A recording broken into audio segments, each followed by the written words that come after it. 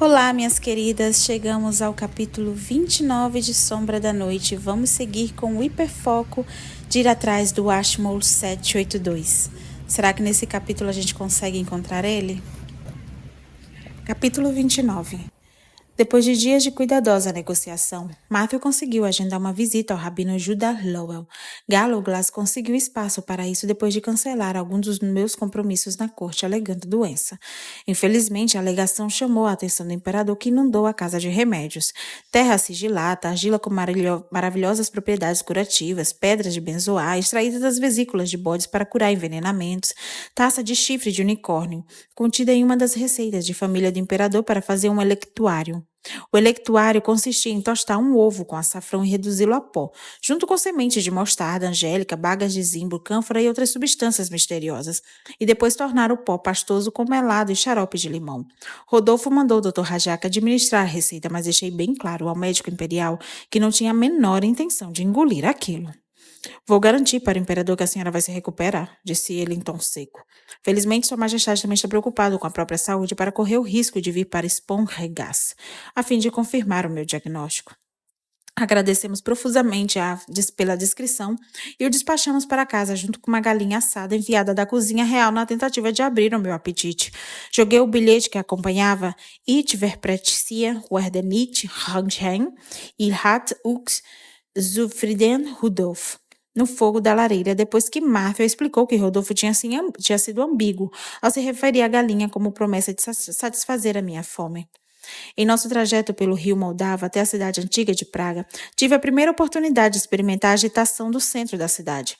Comerciantes abastados faziam negócios em arcadas aninhadas sobre casas de 3 e 4 andares que se alinhavam ao longo de ruas sinuosas. A característica da cidade se transformou quando tomamos a direção do norte. As casas eram menores, as vestes dos habitantes eram mais humildes e o comércio era menos próspero.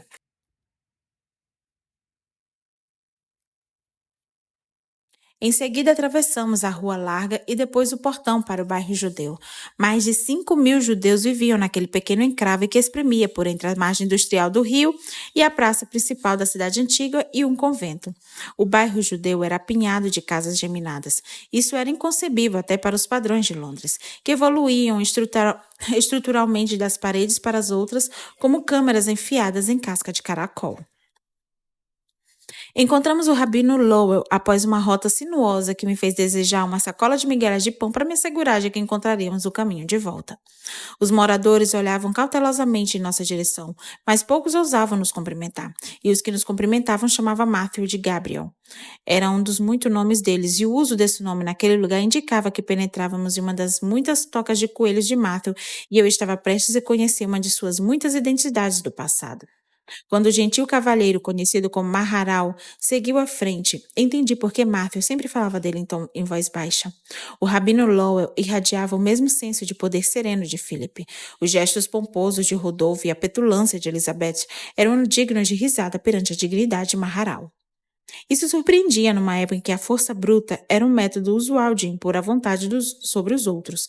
A reputação dele se baseava nas instruções e na aprendizagem, e nunca na força física. Maharal era um dos melhores homens que já passaram pela terra, disse Matthew quando lhe perguntei sobre Judah Lowell. Isso era um elogio considerável-se considerando o tempo que Matthew já estava na terra. Pensei que tivéssemos concluído nossos negócios, Gabriel, disse o rabino Lowell em latim com firmeza, parecia um diretor de escola. Se não compartilhei antes o nome da bruxa que criou Golem, não será agora que farei isso. Voltou-se para mim. Desculpe-me, Frau Roydon. Acabei esquecendo da boa educação pela impaciência do seu marido. É um prazer em conhecê-la. Não vim aqui para falar do Golem, disse Matthew. Meu assunto hoje é privado. Diz a respeito a um livro. Que livro? Maharal nem sequer pestanejou, mas uma perturbação no ar circulante sugeriu uma sutil reação dele. Já vinha percebendo desde o encontro com Kelly que minha magia formigava como se ligada a uma corrente invisível. Meu dragão de fogo se inquietou, e os fios cintilaram em cores ao redor, iluminando um objeto, uma pessoa e um caminho pelas ruas, como se tentando me dizer alguma coisa. Um volume que minha esposa encontrou numa universidade longe daqui, respondeu Matthew. Fiquei surpresa por ele ter sido verdadeiro, como também foi o rabino Lowell. Ah, vejo que estamos sendo honestos nessa tarde. Talvez seja melhor fazermos isso num lugar mais tranquilo para que eu possa desfrutar essa experiência. Vamos ao meu estúdio. Ele me conduziu até uma das pequenas salas enfiada no labirinto das salas do andar térreo. A escrivaninha velha e as pilhas de livros se afiguravam confortavelmente familiares.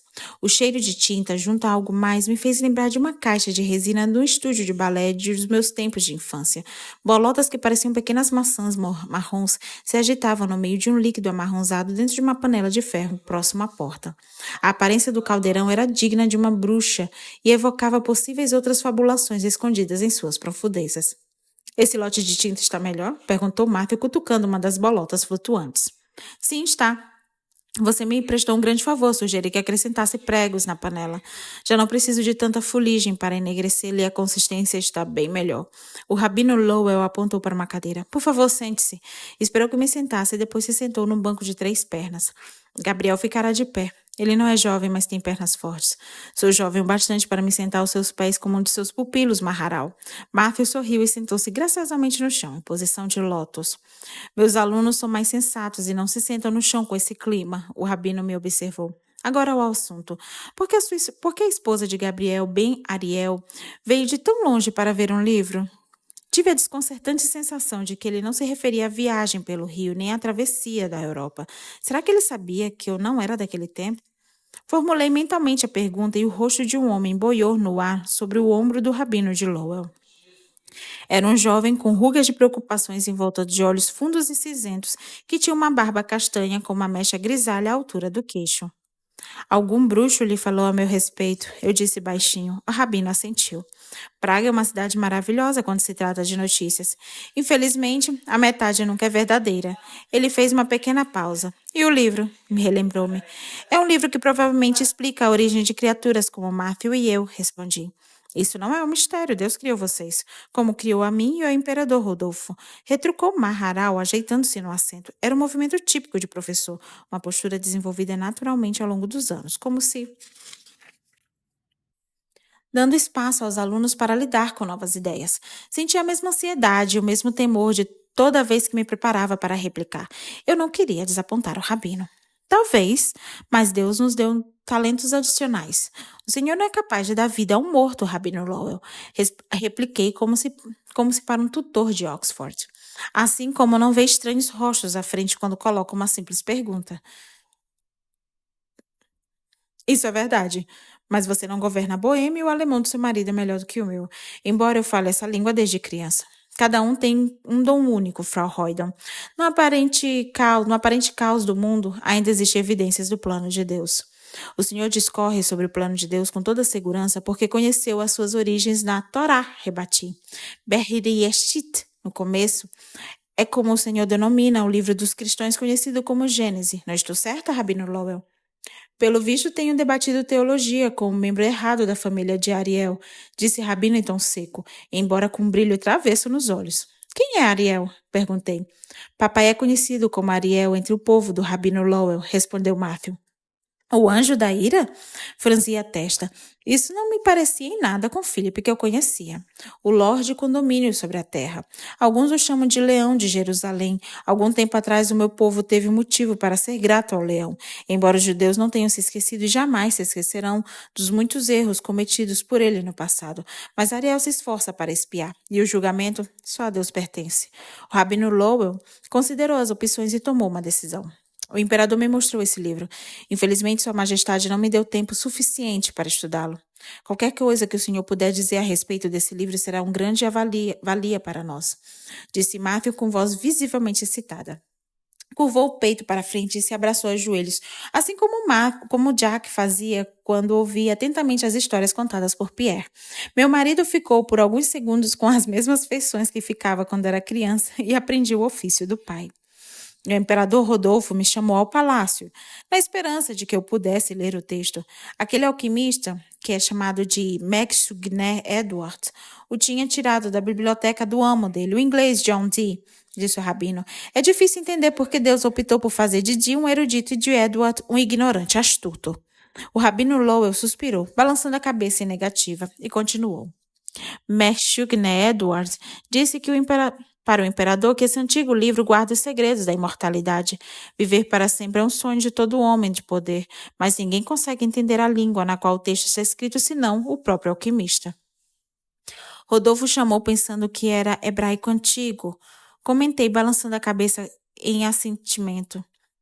Mesmo que seja uma língua antiga, não é o hebraico.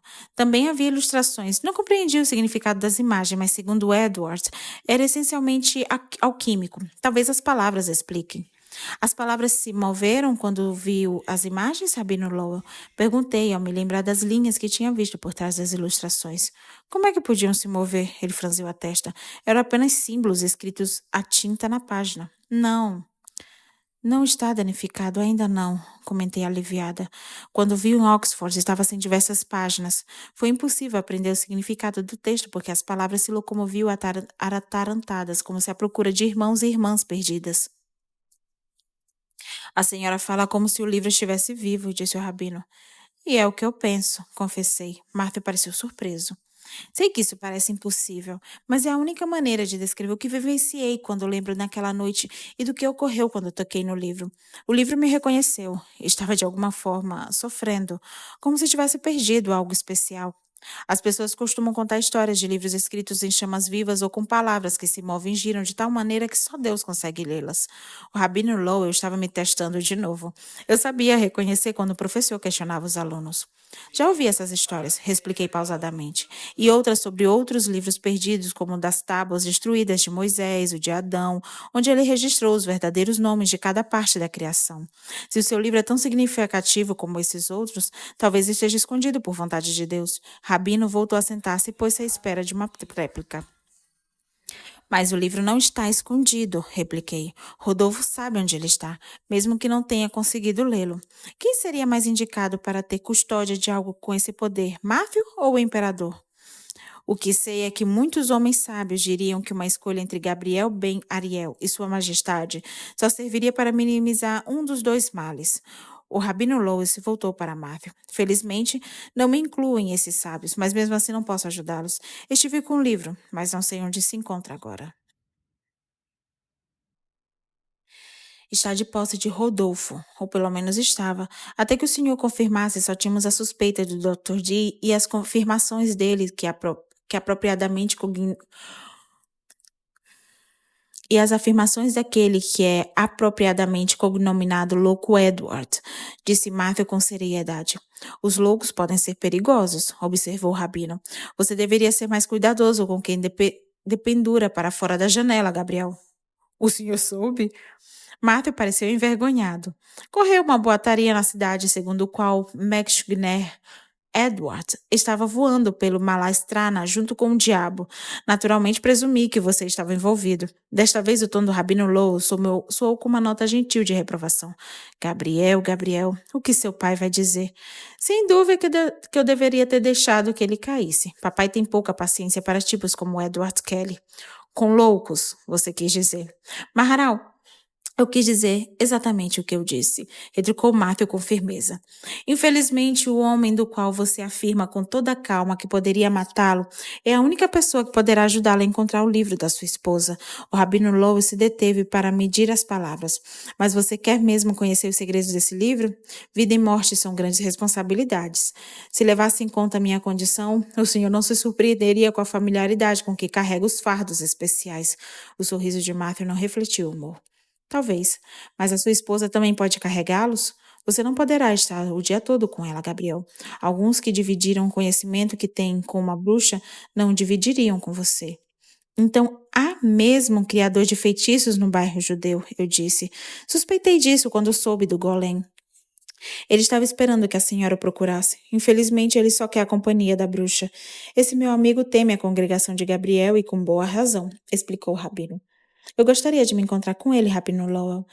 Havia pouquíssimas bruxas e bruxos tecelões no mundo. Eu não podia perder a oportunidade de conhecer um deles. Matthew se agitou, com um protesto emergido em seus lábios. Isso é importante, Matthew. Pousei a mão no braço dele. Prometi a Good Alsop que não negligenciaria essa parte de mim enquanto estivesse aqui. Mesmo quando se quer encontrar a completude no casamento, Gabriel, não se deve fazer do casamento uma prisão para nenhuma das partes, disse o rabino. Não se trata do nosso casamento, e sim do fato de que você é uma bruxa. Matthew se levantou e pareceu encher a sala com seu corpanzil. Ser visto com um judeu pode ser perigoso para uma cristã. Abri a boca para protestar e ele balançou a cabeça negativa. Não para você, para ele. Você deve seguir as instruções do Rabino Lowell. Não quero que ele ou qualquer outro bairro judeu sejam molestados. Não por nossa causa.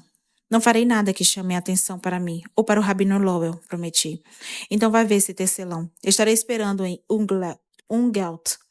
Matthew me deu um beijo rápido na face e sumiu antes que eu tivesse tempo de pensar. O rabino pestanejou de surpresa. Gabriel é incrivelmente veloz para a estatura que tem, disse, pondo-se em pé. Ele me faz lembrar do tigre do imperador. Os felinos o reconhecem como sendo da mesma espécie. Comentei, pensando em Tabitha, a gata de Sarah. A ideia de ter casado com um animal não parece perturbá-la. Gabriel tem muita sorte por tê-la como esposa. Rabino pegou um manto escuro e avisou ao criado que estávamos de saída. Pensei que seguiríamos em direções diferentes, mas sem ter certeza disso, desviei a atenção para as primeiras ruas recém-pavimentadas que via desde que chegara ao passado. Perguntei ao rabino quem tinha providenciado aquela convivência tão incomum. Maisel pagou isso. E também a casa de banhos para as mulheres. Ele apoia financeiramente o imperador em alguns problemas, como a Guerra Santa que é mantida contra os turcos. O rabino Lowell se desviou de uma poça. Só então percebi um aro dourado bordado sobre um pedaço de pano em cima do coração dele. E o que é isso? Apontei para o crachá. É para avisar os cristãos desavisados que eu sou judeu, respondeu ele com ironia. Claro que mesmo os mais ignorantes acabam descobrindo isso, ou com ou sem crachá. Mas as autoridades insistem que não pode haver dúvidas, baixou o tom de voz. Isso é muito melhor que o chapéu que já obrigaram os judeus a usar. Era um chapéu amarelo brilhante em forma de peça de xadrez. É só ignorar isso no mercado. Os humanos fariam o mesmo comigo e Marvel se soubesse que convivemos com eles. Estremeci. Às vezes, manter-se escondido é a melhor saída. É o que faz a congregação de Gabriel, mantê-los escondidos? Se fazem isso, estão fazendo um péssimo trabalho, eu disse sorrindo. Frau Huber acredita que há um lobisomem atacando lá pelas bandas do fosso do veado. Seus vizinhos em Praga acreditam que Edward Kelly pode voar.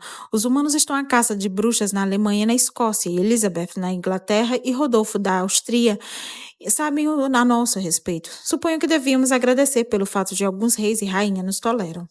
Nem sempre a tolerância é o bastante. Os judeus são tolerados em Praga, por enquanto, já que a situação pode mudar no piscar de olhos. E nesse caso, seremos expulsos do país e padeceremos de fome e de frio.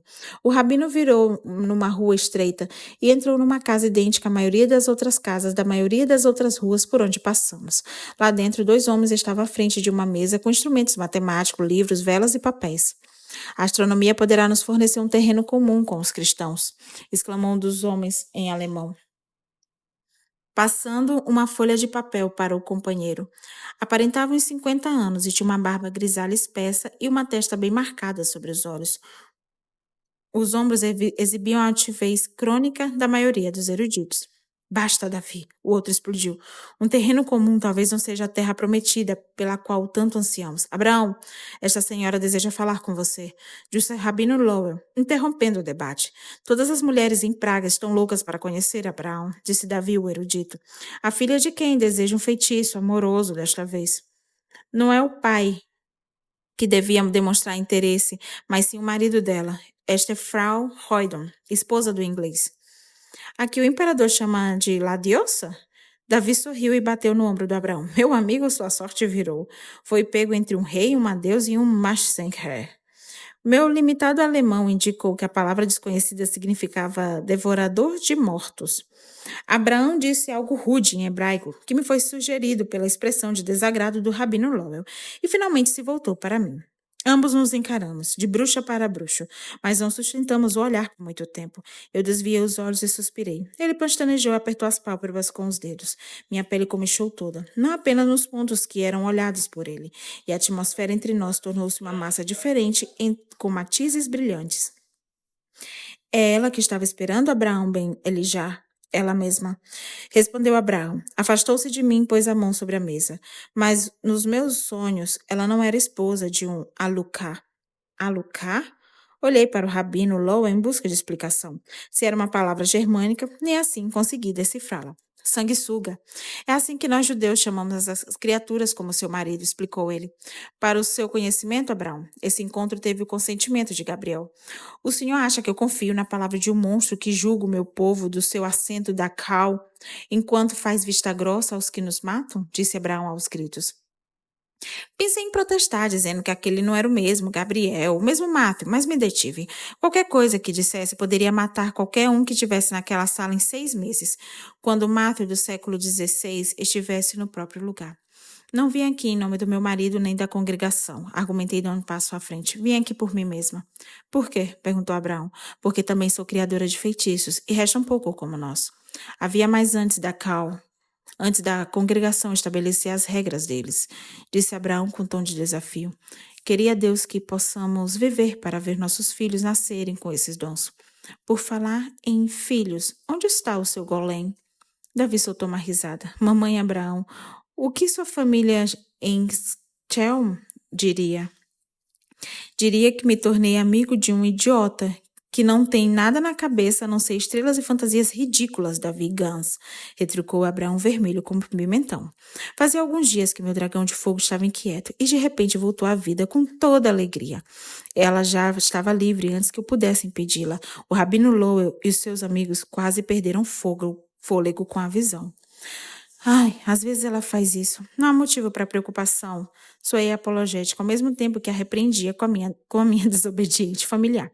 Desça já daí! Ela agarrou-se à parede e gritou em minha direção. Como o reboco era velho e não aguentava aquele peso, despencou um pedaço que a deixou assustada. Ela bateu o rabo para o lado, ancorou-se em outra parede à procura de mais segurança e soltou um grito de triunfo. Se não parar com isso, pedirei para Galoglas lhe dê um nome horrível, murmurei. Alguém viu a coleira dessa criatura? É uma corrente transparente. Procurei ao longo do rodapé, encontrei atrás de um cesto de lenha e ainda conectada a mim. Será que um de vocês consegue segurá-la por um minuto enquanto trago para dentro? Girei o corpo com a translúcida corrente na mão. Os homens já tinham sumido. Típico, murmurei. 3 homens adultos e uma mulher, e adivinhem quem terá que lidar com o dragão. Soaram passos pesados ao longo do piso de madeira da casa. Fiz um ângulo com o corpo para enxergar a porta. Uma criatura de barro avermelhada, vestida com roupas escuras e com uma boina preta na cabeça careca, cravou os olhos no meu dragão de fôlego. Não, Yosef! Abraão se interpôs entre mim e a criatura e levantou as mãos a fim de detê-la. Contudo, o golem, claro que deveria ser a legendária criatura feita de argila do Moldávia e animada por um feitiço, continuou se movendo em direção ao dragão de fogo. Yosef está fascinado pelo dragão da bruxa, disse Davi. Pelo visto, o golem partilha a mesma queda do dono pelas garotas bonitas, disse o Rabino Lowell. Segundo as minhas leituras, o familiar dos bruxos apresenta as mesmas características do seu criador. Golem é o familiar de Abraão? Fiquei chocada. Sim. Mas não pareceu quando criei o meu primeiro feitiço. Cheguei a achar que não tinha um familiar. Abraão acenou para Yosef, mas o golem não desgrudou os olhos do dragão de fogo. A essa altura está telado contra a parede. Como se soubesse que tinha um admirador, ela abriu as asas que irradiavam a luz. Ergui a corrente. Será que isso a atrai? Essa corrente não parece estar ajudando muito a senhora, observou Abraão. Ainda tenho muito a aprender, eu disse indignada. Esse dragão de fogo apareceu quando eu torci meu primeiro feitiço. Como é que você criou, Yosef? Abraão tirou um conjunto de cordões do bolso. Com cordões como este? Também tenho cordões. Puxei uma bolsa com um bolso embutido em minha saia. As cores ajudam a separar os fios do mundo para usá-los com mais eficácia? Abraão deu um passo em minha direção, interessado na variedade de tecelagem. Sim, cada cor tem um significado. Sempre uso os cordões para me concentrar na questão desejada quando crio um novo feitiço. Olhei aturdida para o golem, que olhava fixamente para o dragão de fogo. Mas como é que você fez uma criatura a partir dos cordões? Fui procurando por uma mulher que queria um novo feitiço que ajudasse a conceber. Considerei o pedido e enquanto entrelaçava os nós pelos cordões, acabei fazendo algo que parecia o esqueleto de um homem. Abraão caminhou até a mesa e, apesar dos protestos de Davi, pegou uma folha de papel do amigo e desenhou o que acabara de dizer. É como um boneco, comentei. olhando para o desenho. 9 nós se interligavam por linhas retas de cordas. Um nó para a cabeça, outro nó para o peito, 2 nós para mãos, outro nó para a pelvis, 2 outros nós para os joelhos e os 2 últimos nós para os pés. Misturei um pouco do meu próprio sangue à argila e apliquei na corda como se fosse carne. Na manhã seguinte, Yusef estava sentado perto da lareira. Você deu vida à argila? Olhei para o golem ainda extasiado. Abraão balançou a cabeça. Coloquei um feitiço com o nome secreto de Deus na boca de Joseph. Ele age de acordo com as minhas instruções desde que esse nome continue onde está. Quer dizer, na maioria do tempo. Golem não toma decisão por conta própria, explicou Rabino Lowell. Afinal, quando se sopra vida na argila e no sangue, não se dá alma a uma criatura. Abraão sempre tem à vista, temendo que cometa alguma traquinagem. Esqueci de retirar o feitiço de dentro da boca de Yusef num dia de preces. Numa sexta-feira, admitiu Abraão envergonhado. Ele ficou sem ninguém para lhe dar ordens e vagou pelo bairro judeu, assustando a vizinhança cristã. E depois os judeus acharam que o propósito dele é de nos proteger. O trabalho das mães é interminável, murmurei sorrindo. Por falar nisso, o dragão de fogo caíra no sono e roncava docemente com uma face encostada na parede que servia de travesseiro. Puxei a corrente com todo o cuidado para não irritá-la e a tirei da parede. Ela bateu as asas com a cara sonolenta e se dissolveu lentamente à medida que era absorvida para dentro do meu corpo. Gostaria tanto que Joseph também fizesse isso, disse Abraão com uma ponta de inveja. E eu também gostaria um tanto de poder tirar um pedaço de papel debaixo da língua do meu dragão para sossegá-lo, retruquei. Quem é essa? Perguntou uma voz grave. O recém-chegado não tinha uma estatura física intimidadora, mas era um vampiro e tinha olhos azuis escuros e um semblante pálido, emoldurado pelos cabelos pretos. Ele me olhou de maneira coercitiva e deu um passo para trás por instinto. Não é nada que lhe diga respeito, Erfush, disse Abraão em tom seco. Não precisa ser mal educado, Abraão. O rabino Lowell se voltou para o vampiro. Erfush, esta é Frau Hoydon. Chegou de Malestrana em visita ao bairro judeu. O vampiro cravou os olhos em mim e abriu levemente as narinas, assim como Matthew fazia quando captava o novo odor. Ele fechou as pálpebras e dei um outro passo para trás. Por que veio aqui, Fuchs? Combinamos que nos encontraríamos na frente da sinagoga. Continuou Abraão visivelmente contrariado. Você se atrasou. Fuchs abriu os olhos azuis e sorriu para mim. Mas não estou mais preocupado porque agora sei o que o deteve. Fuchs conheceu Abraão na Polônia e está aqui de visita. O rabino Lowell encerrou as apresentações. Alguém chamou lá da rua. Herr Maisel chegou, disse Abraão, aparentemente tão aliviado quanto eu. Herr Maisel, que financiara a pavimentação das ruas e os projetos de defesas imperiais, emanava prosperidade, com um imaculado traje de lã, uma capa forrada de pele e um círculo dourado que o identificava como judeu. Eilo aí, Herr Fuchs. Herr Marcel estendeu uma pequena sacola para o vampiro. Eis a sua joia. Fez uma reverência para o rabino Lowell e para mim. Frau Hoydon? O vampiro pegou a sacola e tirou uma pesada corrente com pingente dentro. Não pude distinguir o desenho, mas o esmalte vermelho e verde era evidente. O vampiro escancarou os dentes. Muito obrigado, Herr Marcel. Fuchs ergueu a joia que cintilou com a luz. Esta corrente simboliza o meu juramento de matar dragões, esteja onde estiverem. Não tenho usado. Ultimamente a cidade está povoada de criaturas perigosas. Herr Marcel bufou. Não mais do que de costume. Deixe de lado a política da cidade, Fuchs. Será o melhor para todos nós que faça isso. Já está pronta para se encontrar com seu marido, Sra. Roydon? Ele não me parece ser o mais paciente dos homens. Mas ela tratará de fazê-la chegar a um Ondelet em segurança, o rabino Lowell me garantiu. Olhou longamente para Fuchs. Acompanhe Diana até a rua, Brown. Fique aqui comigo, Fuchs, e me conte as novidades da Polônia. Muito obrigada, Rabino Lowell. Fiz uma reverência e despedida. Foi um prazer, Frau Hoydon. O rabino deu uma pausa. Se a senhora tiver um tempo, reflita a respeito do que lhe disse mais cedo. Nenhum de nós pode se esconder para sempre. Pois é.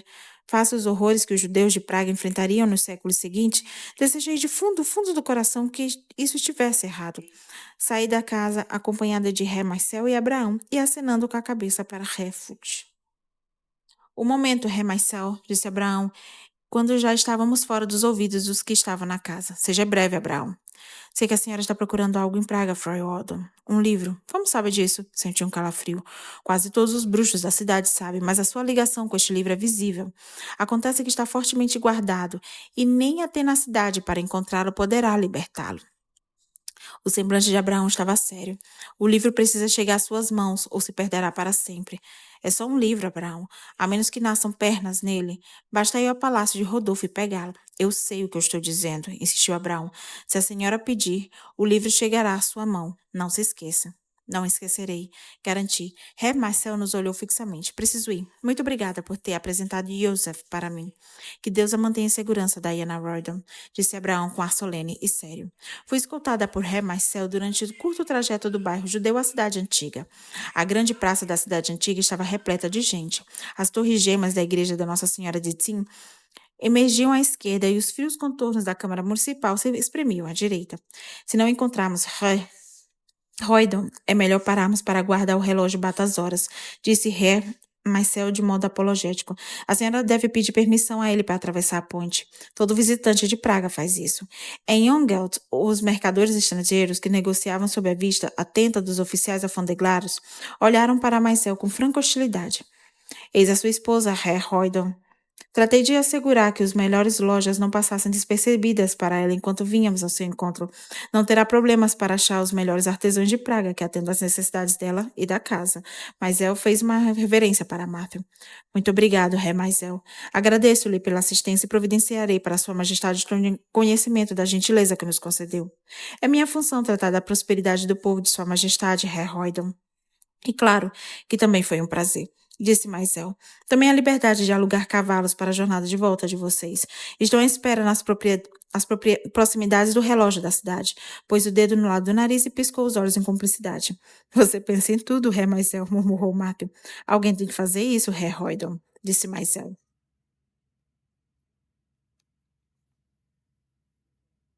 Já de volta aos Três Corvos, comecei a tirar minha capa, quando um esfregão voador ao lado de um menino de 8 anos quase colidiu com meus pés.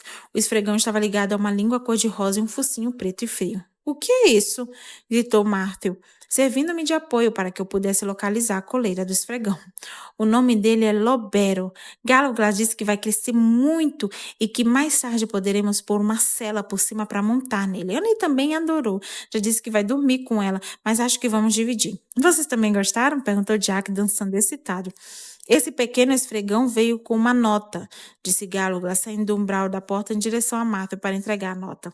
Preciso perguntar quem enviou essa criatura? Disse Matthew, pegando o papel. Ora, acredito que não.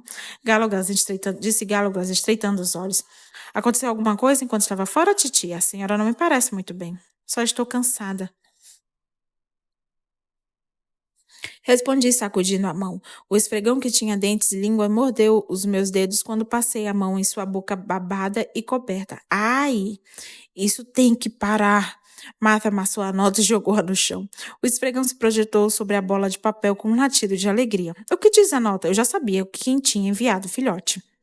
Ich bin Lobero, ich will os aus den Stadt der Nazi-Zustand, disse Martha com frieza. Murmurei com paciência.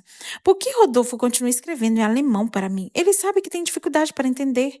Sua Majestade se deleita por saber que terei que traduzir as declarações amorosas dele.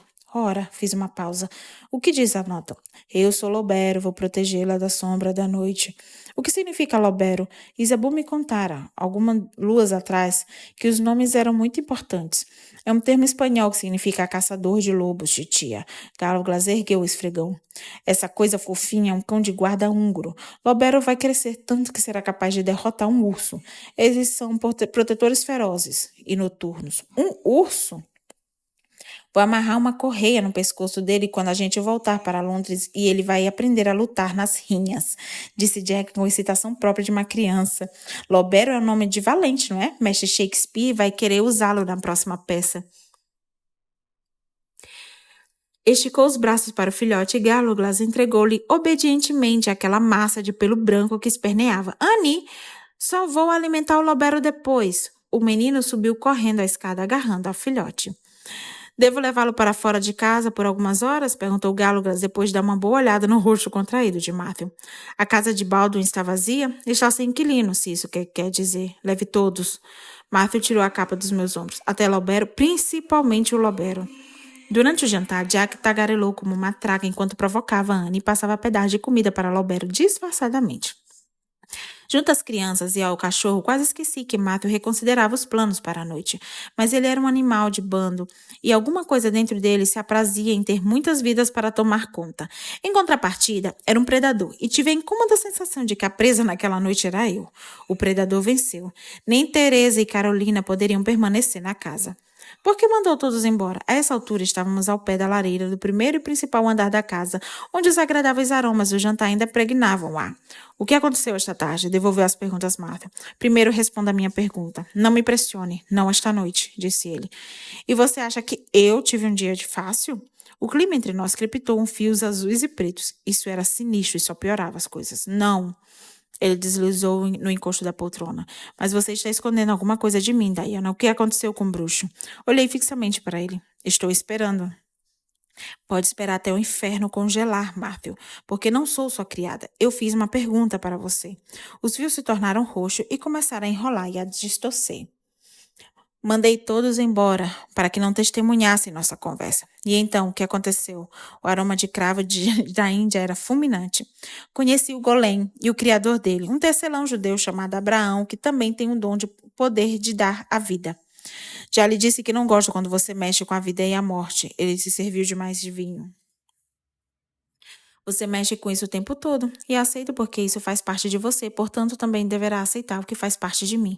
E quem é esse Abraão? Perguntou ele. Meu Deus, Matthew, não acredito que esteja com ciúmes porque conheci um outro tecelão. Com ciúmes, eu? Faz muito tempo que separei essa emoção dos sangue quentes. Ele sorveu um bom gole de vinho.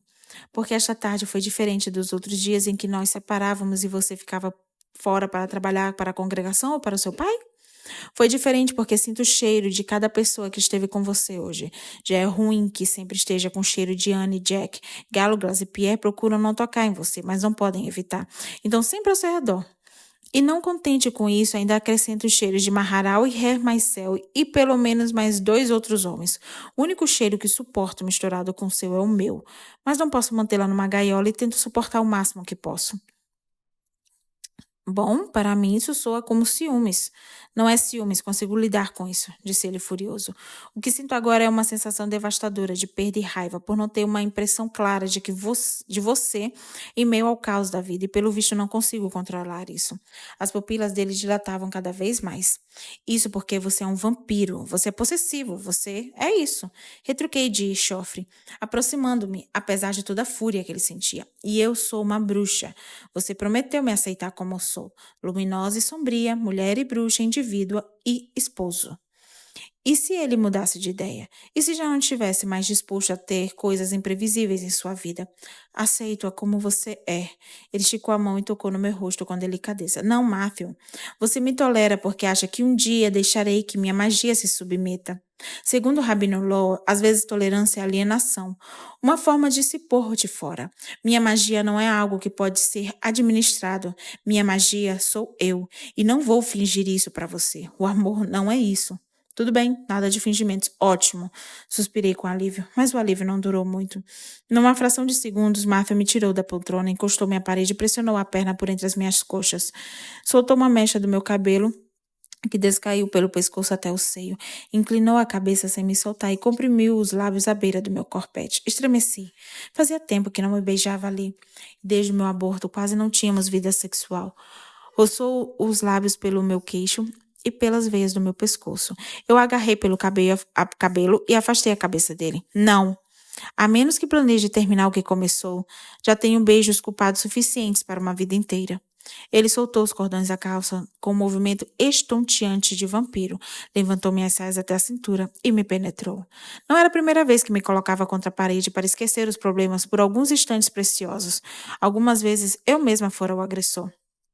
Isso só tem a ver com você e eu, não com mais ninguém, nem com as crianças, nem com o maldito livro, nem com o imperador e os presentes dele. O único cheiro que quer sentir nesta casa essa noite é o seu.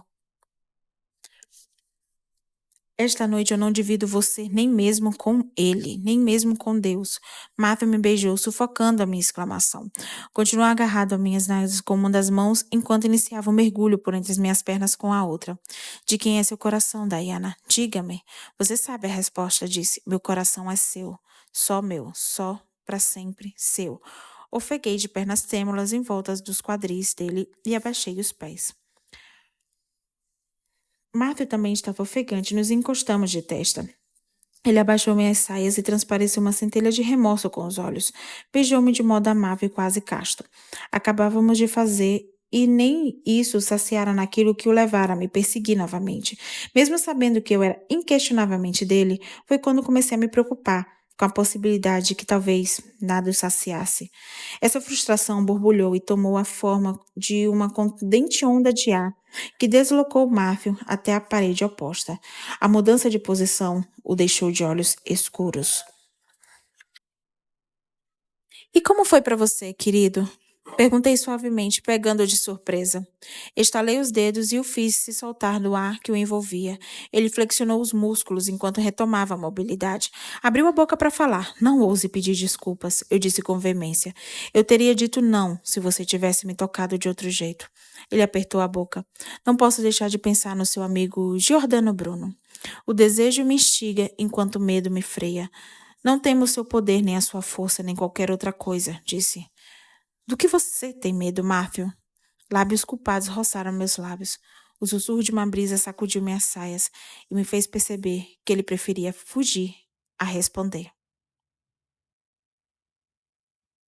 Ai, ai, e assim terminamos mais um capítulo, que é um misto, né, de avanço na trama e finalizamos com um mergulho profundo na relação do casal. Eu adorei a confirmação de que Diana é uma tecelã esperada lá no passado. Parece que tudo está se alinhando para ela finalmente se tornar a bruxa que está destinada a ser. Mas a parte que abalou as estruturas realmente foi a discussão do Matthew com Diana, né?